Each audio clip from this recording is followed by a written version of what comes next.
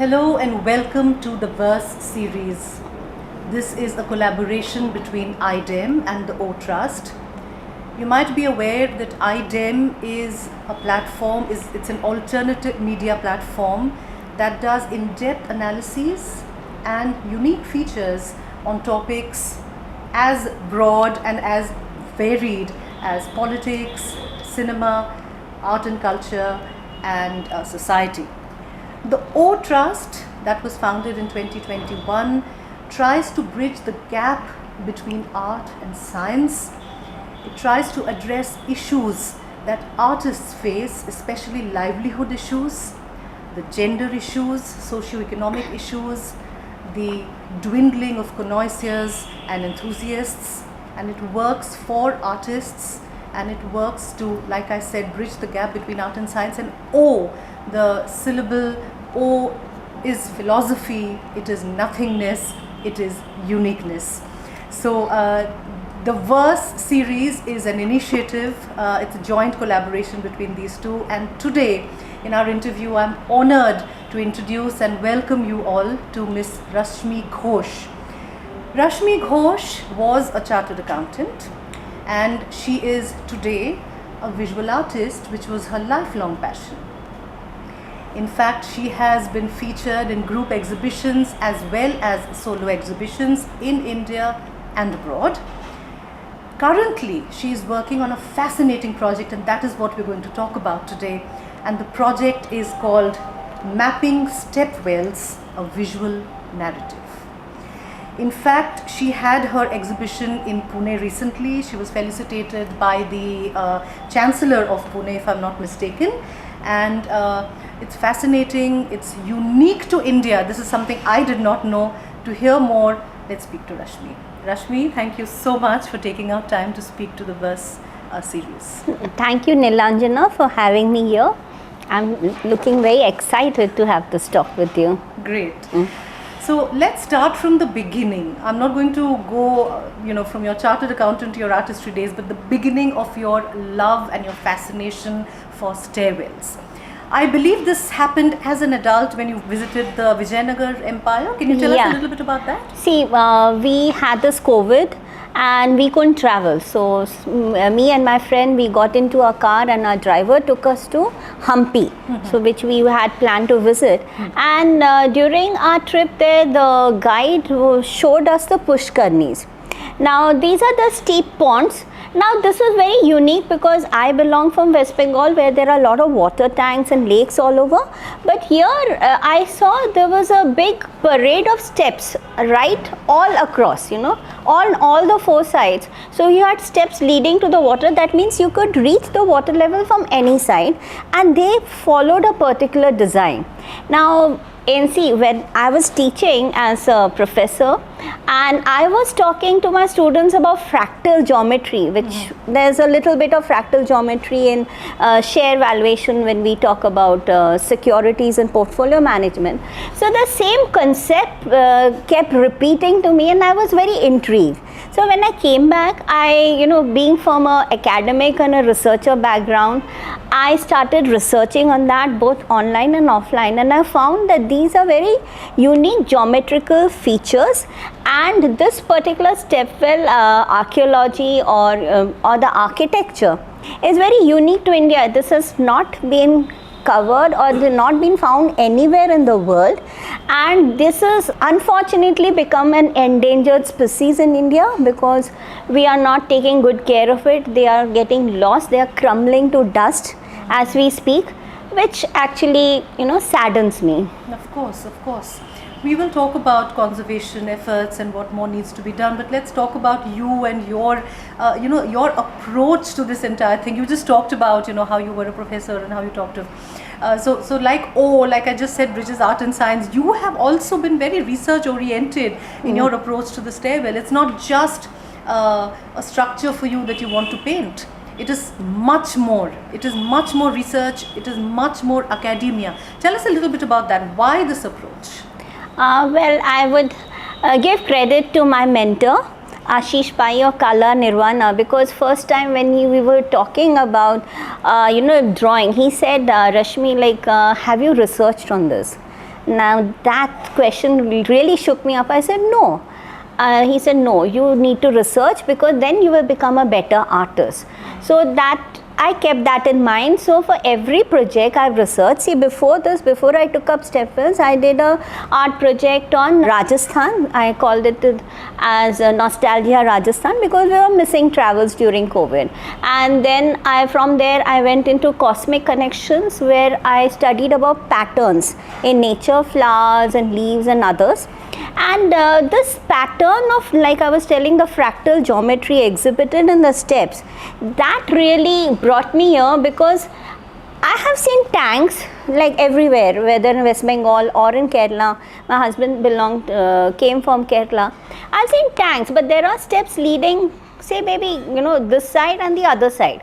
But such beautiful stepways which were there in the Pushkarni, and next to it there were pavilions with pillars, and the beautiful this thing. Of course they were in ruins somewhere, but you could make out that they had a very unique science and technology, and they were well versed in this process of water conservation methods. So this really fascinated me. So let's talk a little bit about your research and what you have found out. How many stepwells are there in our country? Is it unique to India? Are there stepwells outside? Because obviously Indian influence has traveled, the most important being Buddhism, but besides that also a lot of Indian influences have traveled all over the world. Tell us a little bit about that. How many stepwells are there? How many exist? And have you tracked down any that were not listed by, say, the government? Yeah, see, the answer to this question is, I don't think anybody can tell you how many stepwells are there, because I come from Maharashtra, and I believe there are 20,000 stepwells in Maharashtra. In Maharashtra? 20,000, and they are still getting excavated, because every summer season the villagers are desperately trying to look for water source. So when they dig deep, they find some stepwell or the other.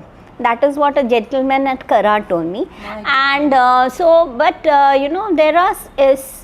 a thing called a Stepwell Atlas. It's an app that is available free of cost. Anybody can download from Google Play Store. And that lists the stepwells. I mean, those who have been documented, and people have put it on the Google map.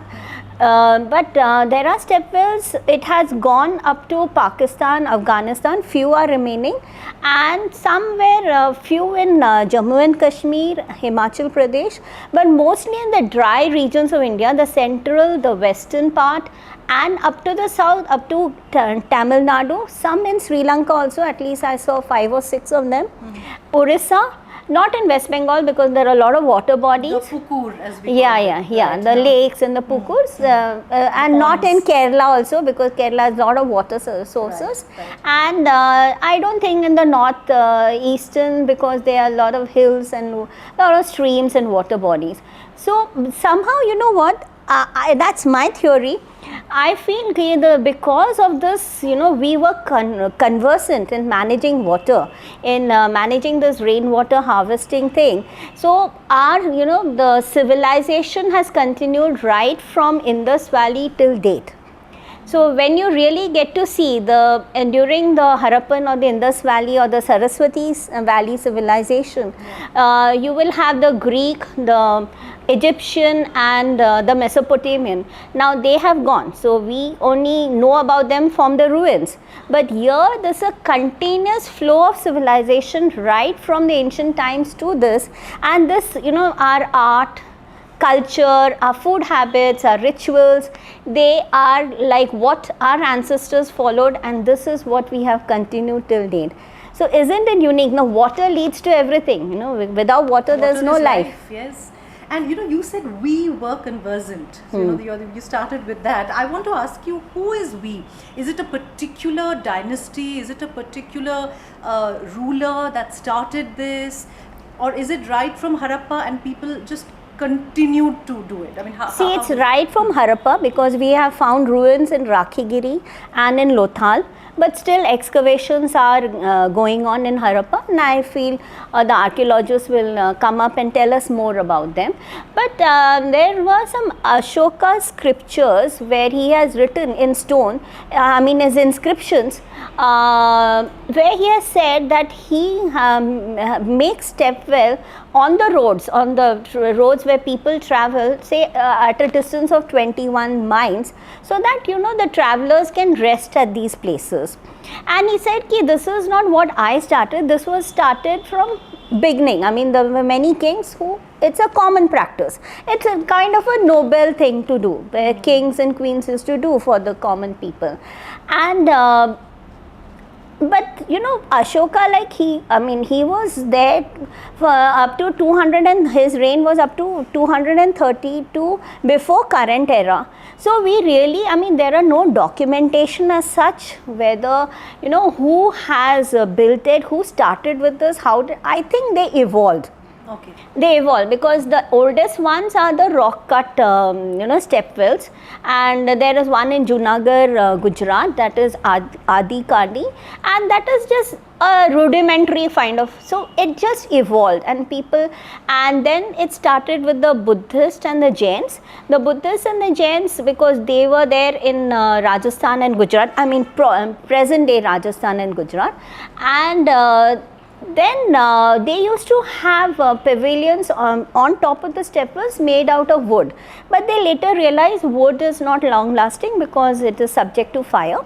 Then the Hindu sthaptyas, those who were engaged in making temples, they came into this picture because they wanted to have, because Hinduism started reviving after Buddhism and Jainism, and the Hindus believed they had to have a water body next to the temple. So whatever form of architecture or planning they did for the temple, the same way they did for the stepwells. The only difference is stepwells are dug deep into the water. So this is the amazing thing about stepwell is, see, every architecture we look up, right? To see Eiffel Tower we look up, to see any huge tower we look up, but here is something which I look down, and that is sometimes very scary, because there are certain stepwells in Karad where the first time I went, my head started reeling and I sat down. It was so deep and it was so tilted. Oh, the steepness. And the very steepness, and just the black granite stones or the basalt stones. It really shook me up, and I had to literally, ground myself, sit down. And I ventured, I had the confidence to go inside or walk down in my next trip to that. Let's talk about your trips. You have covered several states, Karnataka, Maharashtra, Gujarat, Andhra Pradesh. Delhi, of course. Yeah, of course. Agrasen Ki Baoli and the ones in Mehrauli. Right? Rajasthan, Gujarat. What else? What is missing? Where are you Karnataka going? And... you started with Karnataka. Yeah. And Andhra Pradesh, Haryana. No, where are you going? Which is what is there on your list which you still haven't visited? Since I'm in Delhi, I'll naturally visit 5 or 6 stepwells. That is my agenda here. And I'm planning a trip to again Gujarat and Rajasthan beginning of next year. Because see, when you go to a state, you can't cover every stepwell in your first visit. And there are certain stepwells you would like to visit again. And there are certain steps where the local guide tells me, ma'am, go and see this. Nobody knows about it, but you go and see this. This is nice. So this, I think it's an evolving process, because more and more stepwells are getting discovered, and I'm happy to say lot of interest are being garnered. So whenever I go and I post it on my social media, so have people, bloggers or friends, and say, no, we have visited this, why don't you go and see it? It has a unique architecture. So I get a lot of also help from people like this.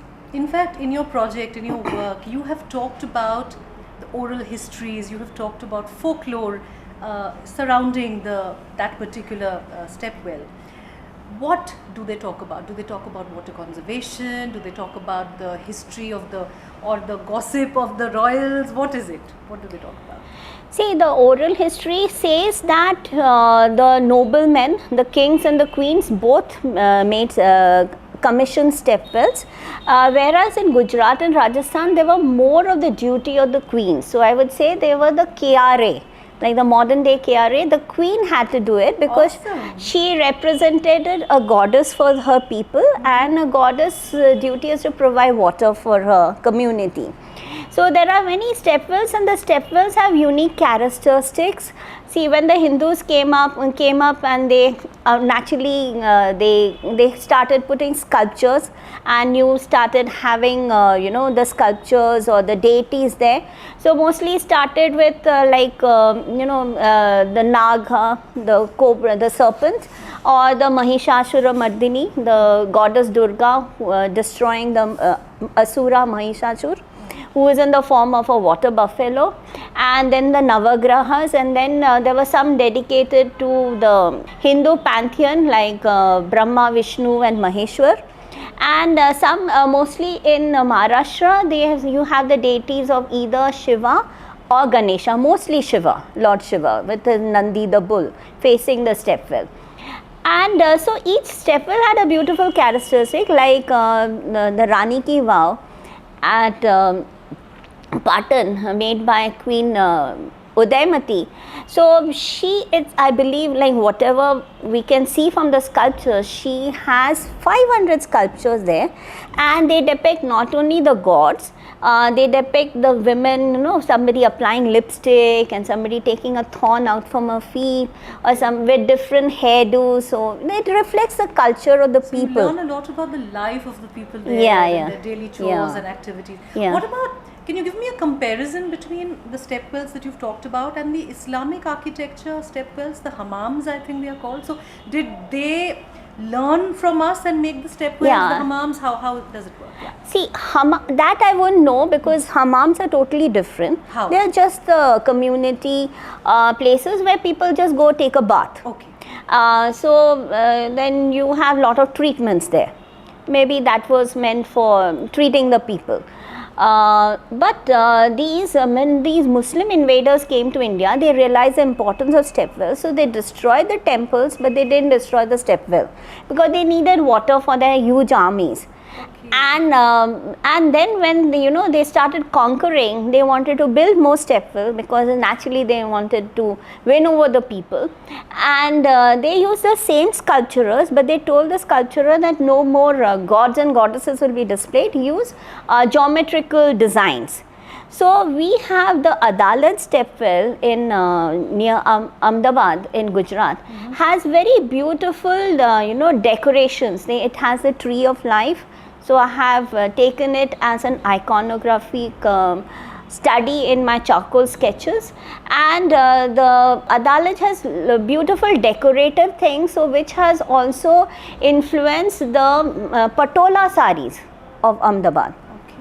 So we really don't know whether the sari came first or the design at the stepwell, or maybe I can say maybe the design at the stepwell prompted the sari weavers to take up those designs.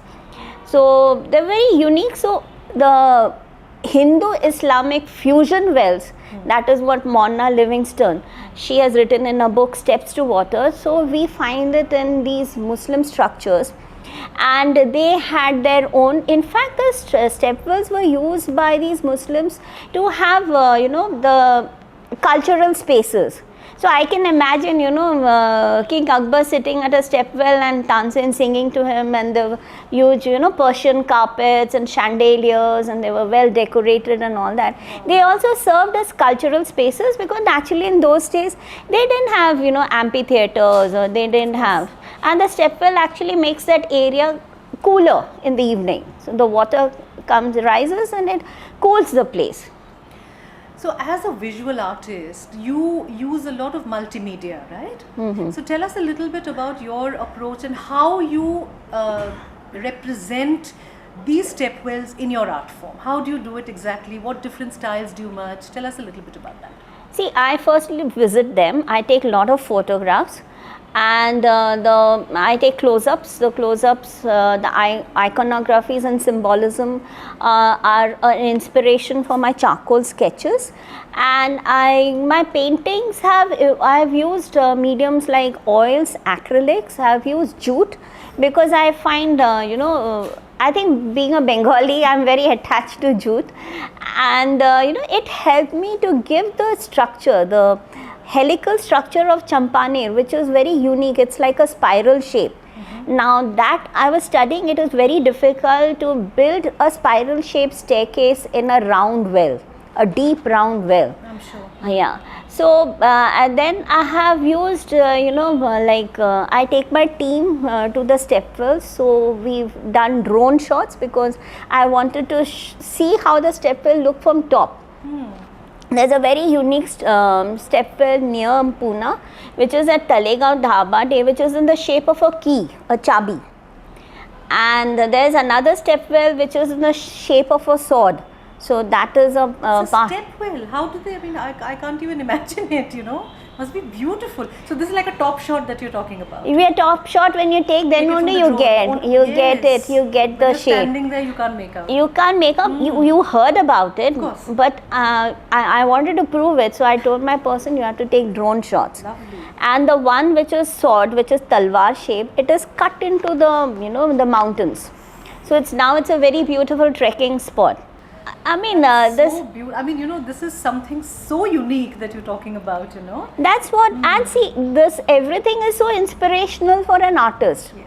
See, they have used uncut rocks, so that gives a lot of texture to an artist. So it gives me a lot of inspiration. I can use a lot of textured elements into it. Right. And the shapes are unique. They are L shapes. So L shape actually, you can have lot of things in that space. Then you have round, you have circular, you have oval shape, you have rectangular, you have square. Then some stepwells have one opening, 2, 3, up to 4 openings. Some that Champaner helical shape, that's only one. But in Parbhani district in Maharashtra, which I have not yet visited, there are 8 helicals. So it is like a fractal. I mean, it looks like a lotus. When you take it from top, it looks like the petals of a lotus opening up. How beautiful. That's what I'm is saying, that? ki- I mean, this kind No, of. I keep asking, Yeah. I keep asking, that is why my question is, how did they manage to make these structures by using only a hammer and chisel So many years ago, thousands of years ago, and they removed the earth by women used to do that, they used to carry the earth away. And it is so precise, geometrically precise. In fact, the base of the stepwell, just like the temples, are in the mandala shape. I am very much interested in mandala. It is like a center originating to outside. So the whole thing keeps repeating and replicating. Right. So that gives much, and these stepwells are like inverted pyramids going right deep into the water. So, and it may be 3-story, 4-story, Rani Ki Vav is 8 stories deep. It's amazing. I know. Just imagining constructing it is amazing. So tell me, you started a bit earlier. You started by saying that these are dying. These are not. We'll come to that. But then you are playing such an important role in reviving it, getting people to know about it, spreading awareness amongst people. Tell us about the response that your exhibitions have had. Are you happy? Are you not satisfied? What more needs to be done, you think? See, I had my first exhibition now, which was titled Mapping of Stepwells, a visual narrative. It was curated by Nalini Malviya from Bangalore. She writes on art. So, this was very well covered by press, both in Pune, within Pune city, and at the national levels also. And because of the coverage, we had lot of these travel enthusiasts, heritage lovers, people who like the art and culture aspects of it. There are many people in Pune like that. The students from architecture colleges visited it, from schools visited it. But somehow, since this is something new which I did, people thought it was more of a museum kind of a thing, where because we had photographs, we had paintings, we had art installation, we had video installation which was going on in a TV on the side. Then we had the storyboard, we have my maps. So multimedia kind of thing. But some people, though they asked about the price of the paintings, some of them thought maybe you couldn't buy them. So we had to literally tell them that these are for sale, because I need funding for my project. So this, I feel, it's a self-funding mode that I've got into. Right, right. And from your research and from your studies, your travels, tell us a little bit about the conservation efforts. Who are actually upkeep? Who is responsible for the upkeep and the maintenance of these? Because you said they're crumbling to dust. So let's talk about Some that of a them little are. bit. Yeah. States like Gujarat and Rajasthan have done a commendable work on preservation of stepwells because they are very much into tourism. So their tourist guides take people around, and you have certain heritage walks or you have tours around the stepwells. Then we move on to not so much in Rajasthan, but in Maharashtra, my state. We had a person who started the Maharashtra Bharav Mohim. So he started after this COVID. He went around on his bike and he went to so many villages. He mapped the stepwells. He persuaded the local people to clean them. They had this Deepotsav on Diwali day. But I think now he's left the campaign, so I don't know much about it. Then there's a lady called Kalpana Ramesh in Hyderabad, where she, under her rainwater project, Is this an NGO? she has an NGO. So they have also revived a lot of stepwells, and stepwell, like a special mention must be made of Banasilal Pet in Hyderabad, where they have water in the stepwell, and they have these cultural programs, dance programs on the steps. In the evening, there's a exhibition space where art is exhibited. So it has been used as cultural spaces.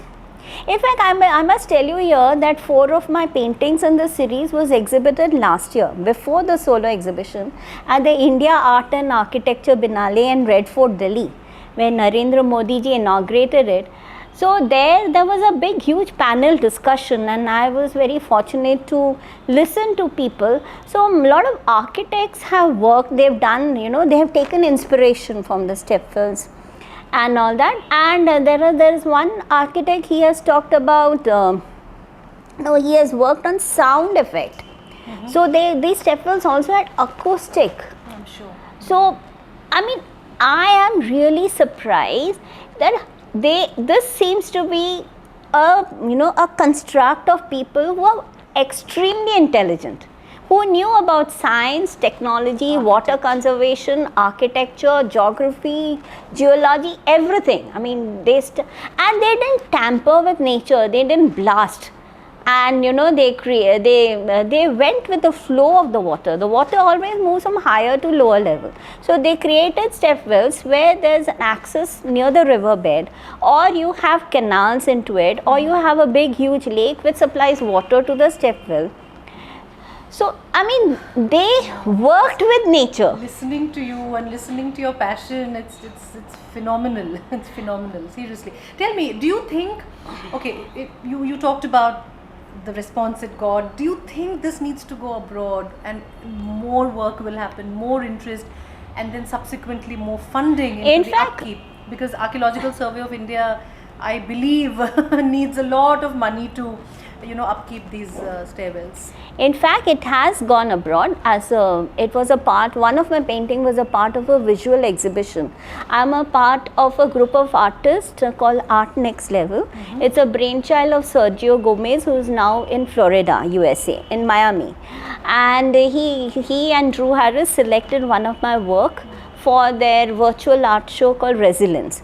So this year in March, and this project has been born. I've been a member of this art group since the last 3.5 years. So everybody heard about it, and I was talking to everybody. So I have artist friends all over the world who know about the stepwells. In fact, stepwell, the 3 books have been written by foreigners. One is Mona Livingstone, another is Victoria Lotman, another is Jutta Jain, Neuber. But somehow I feel it is written from a Western perspective.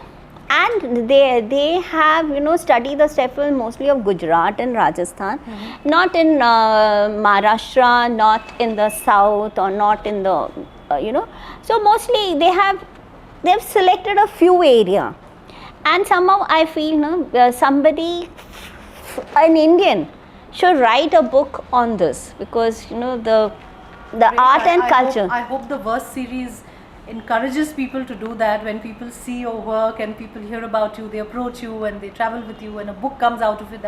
In fact, I may be writing a book. I have written a book proposal, but I am not saying much about it. Once it's out, we'll have a discussion after the interview on that. But tell me, these step wells that do you know of any step wells which are still in use as a step well, or are they all heritage sites? In Maharashtra, there's one step well at this is near one of the Ashtavinayakas, Morgaon, where the water was used for cultivation. Oh, yeah. Okay. So there are step wells in the villages where at least if they are not drinking it, they are using it for cultivating their lands. But some of the villagers actually don't know, what to do with the water, because the water is stagnant. There's the inflow. They don't know what to do with the water. Sounds very strange. Yeah. The water is stagnant. The inflow and outflow of the water has been blocked. Right. So it is just like it's stagnating. It's like a normal well. Yeah. Is that what you're saying? No, it's a normal water body where the water is stagnating. It's stinking.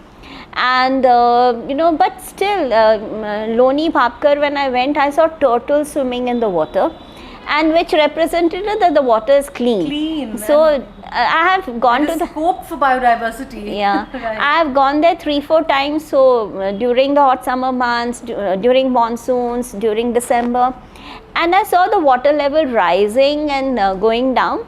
But people still follow rituals whenever there is a deity at the step well. They follow rituals.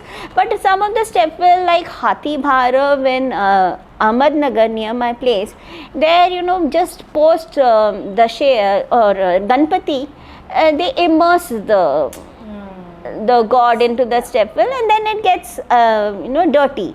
So there are many walkers and many people have tried to adopt the step well. They clean it, but the upkeep has to be done. So we have to have agency by the locals, where they will adopt and they feel, let them feel proud that such a beautiful step well. Taking ownership of that heritage. Correct. That's what you're saying. In fact, sorry, go on. In fact, in Loni Bhapkar, just outside the step well, when you enter it, there's a beautiful statue of one of the avatars of Vishnu, the Varaha avatar, the boar, where inscriptions are there. But of course, the mouth of that statue is gone, sculpture is gone.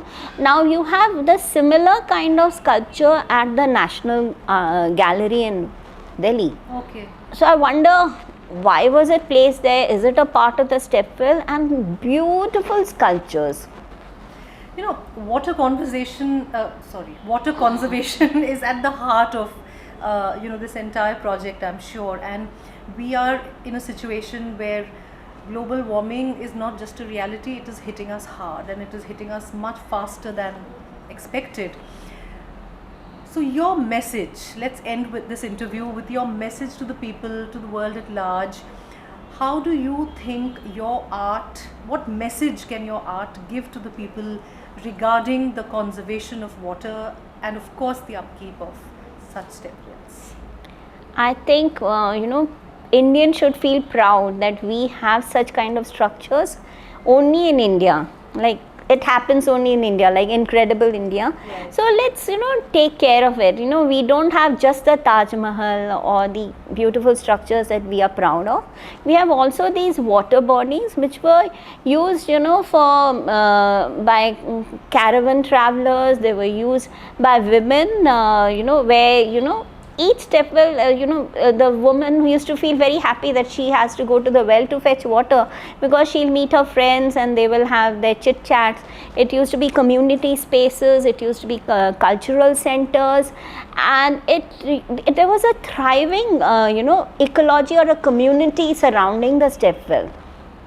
And when you are traveling in a dusty road and then you suddenly come across a step well, and you suddenly feel that it is like an oasis in the middle of a desert. The whole area is green, it's vibrant. You won't believe, we were traveling, we wanted to see the Brahmani stepwell at Ahmednagar. It was built by a king from Karnataka. So he traveled all the way from Karnataka. So the architecture is very similar.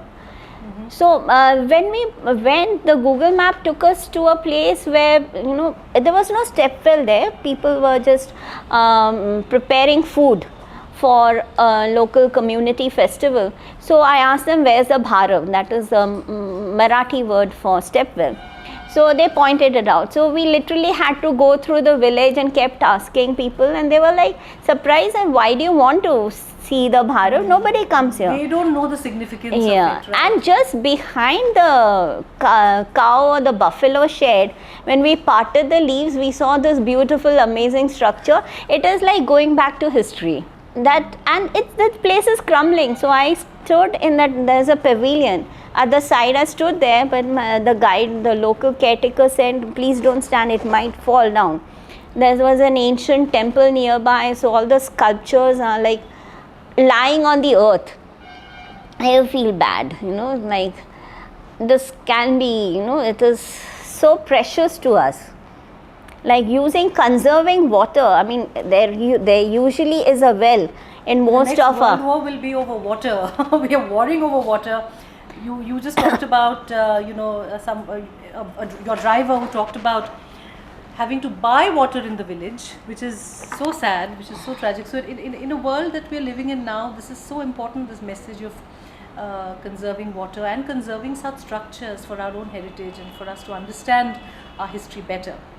Yeah, so I'm trying my best, and I would request people to buy my paintings, because I would like to see my paintings in art centers and tourist centers and homes and hotels. So let the message go across, because when I talk of stepwell, people say, what is a stepwell? Right. And some people say, like, if you have seen the Rani Ki Vav, you've seen them all. No, you haven't seen them all. Each is unique. Even a small stepwell has its own uniqueness.